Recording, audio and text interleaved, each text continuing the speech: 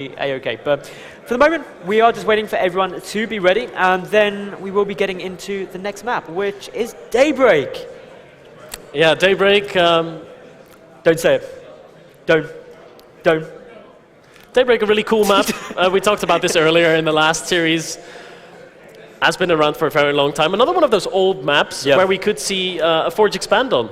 Yeah, We've seen Sjaak be a real big fan of Forge expanding. I don't think I've seen him Gateway expand just yet versus Zerg in this tournament. No, so we are loaded into the game, everything looking A-okay. Lurlian, would you like to do the honors and introduce these two players? I would love to. In the top right spawn position, our red Protoss player. He was able to win game number 1, lost game number 2. How is he going to do here in the ace match? Give a cheer if you would like him to win. It is Sjaak.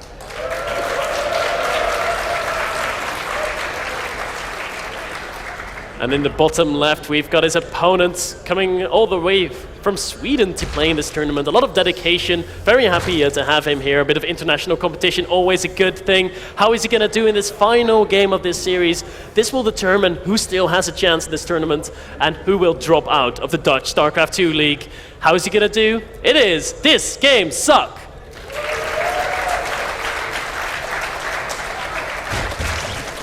Both players actually getting a really good amount of cheering, so I'm hoping for another really close series. Maybe a bit of a longer one. Maybe we can see Sjaak actively and securely getting a third base this one game.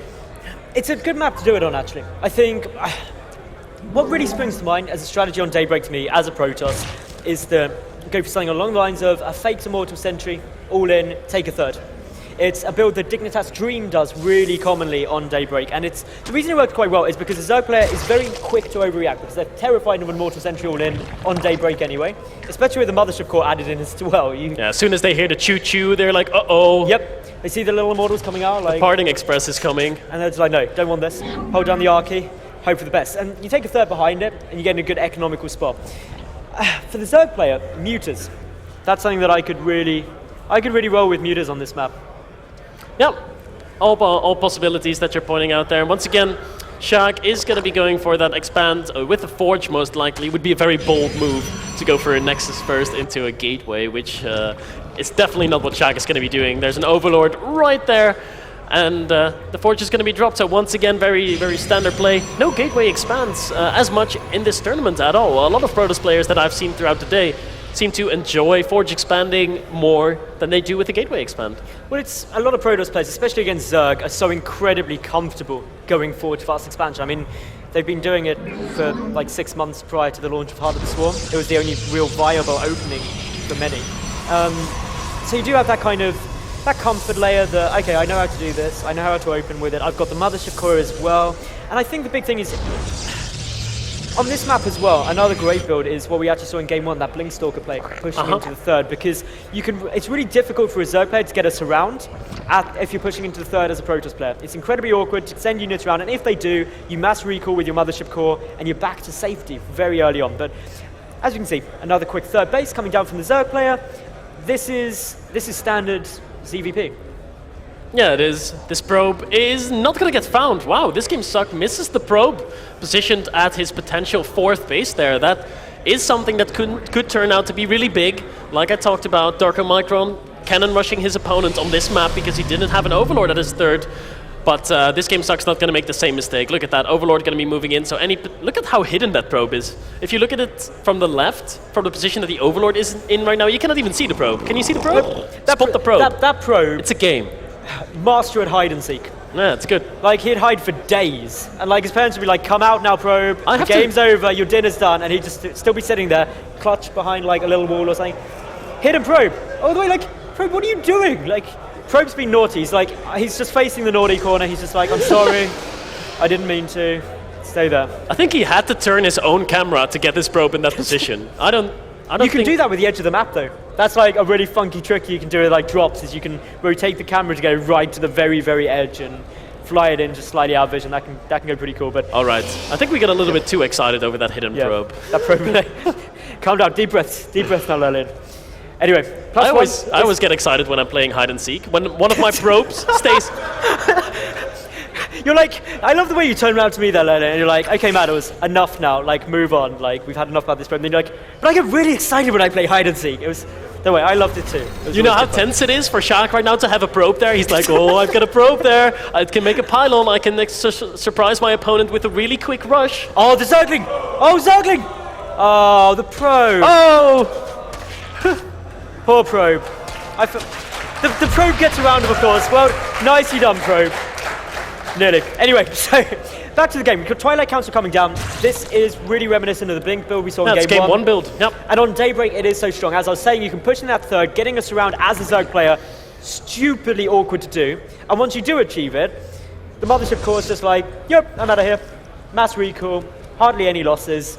Worst case scenario as a Protoss player is it costs you 100 energy on your Mothership core. Best case scenario, you kill a third hatch. The third on this map, Maddles, is not as far forward as the third on the first map that we saw, obviously. So his third is going to be a little bit more protected than it was in the last game. But on the other hand, in this venue, near the third base, force fields are going to be a lot more viable. We do see the Overlord now slowly creeping forward. Is it having vision of... No, not yet. Can't quite see it. It's not going to go... Oh, it's so close. Oh, it's so... Yeah, there we go. Gets it. Just. And now sees the corner breach, sees the additional gateways. Once you see the blinking lights on the Twilight Council, those 4 gates there, you're like, I wonder what this could be. Yeah. So but in the first game, he also scouted it coming super early, and he still lost to it. Yeah. Also, the difference this game is that if we take a look, the lair hasn't been started yet, so there's going to be no quick transition into Hydras. There's going to be no Hydras on the field, but then again, you don't need Hydras per se to defend this. You do need some roaches. Lurlin, here we go, he's moving in, and this is doing a lot of damage, just as we saw in game number 1. He went in with the Zealots first, but there's a good number of roaches there, and so that's going to force Sjaak back for the moment. Those roaches, perfect reaction there. The Spine Crawler, if you force it back early and don't let the gateway unit numbers really reach the critical mass, it can be really solid for you, but still just pushing forward. Once the shut gets down, wants to find any proxy pylons and just make sure this push doesn't happen, and this is not what Sjaak would have Very wanted. well played by this game. Very well played. He recognized that the same build was coming his way, so he thought, okay, maybe he's going to do the same thing again and send a wave or 2 of Zealots first.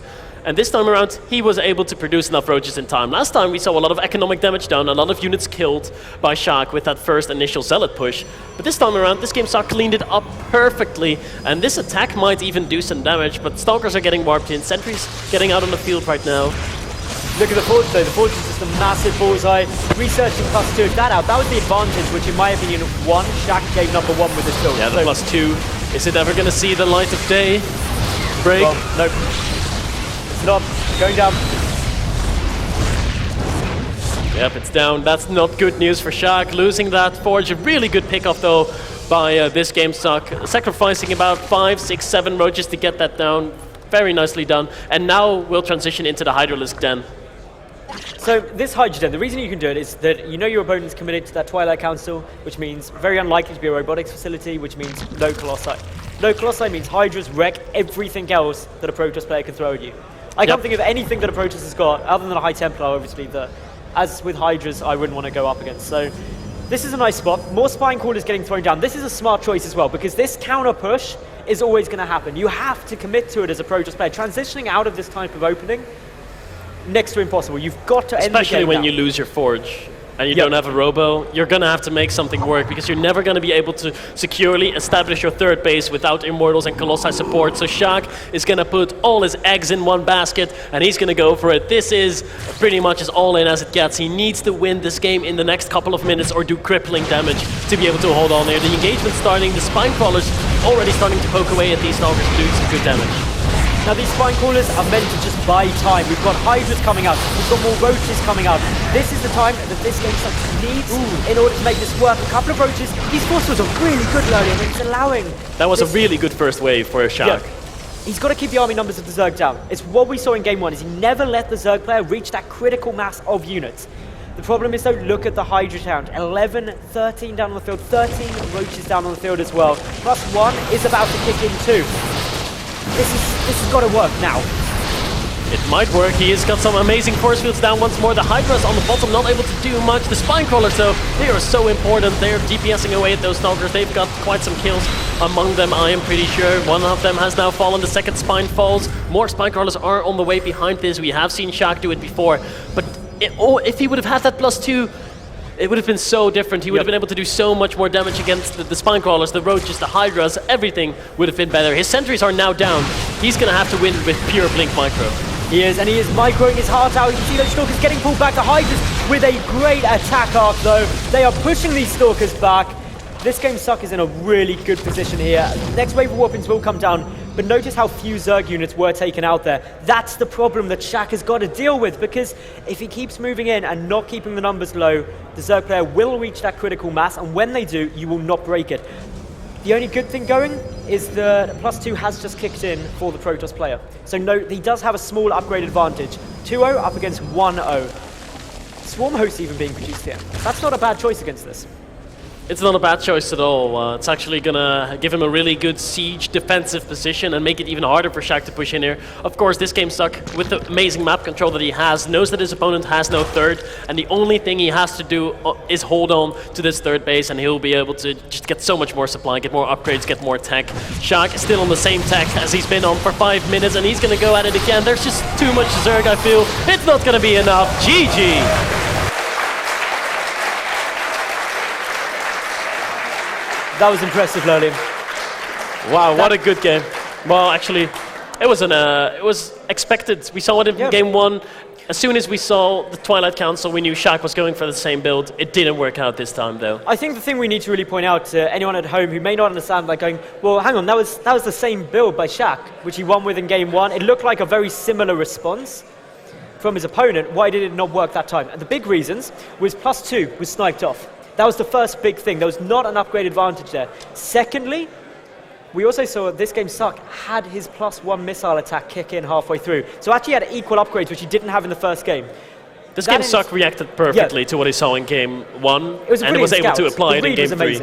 Yeah. And so if you get that good read, it's always going to work really nicely for you. But yeah, while we wait for the next lobby, I believe the lovely interview sofa has got two ready and waiting people there. So let's throw over to Richard.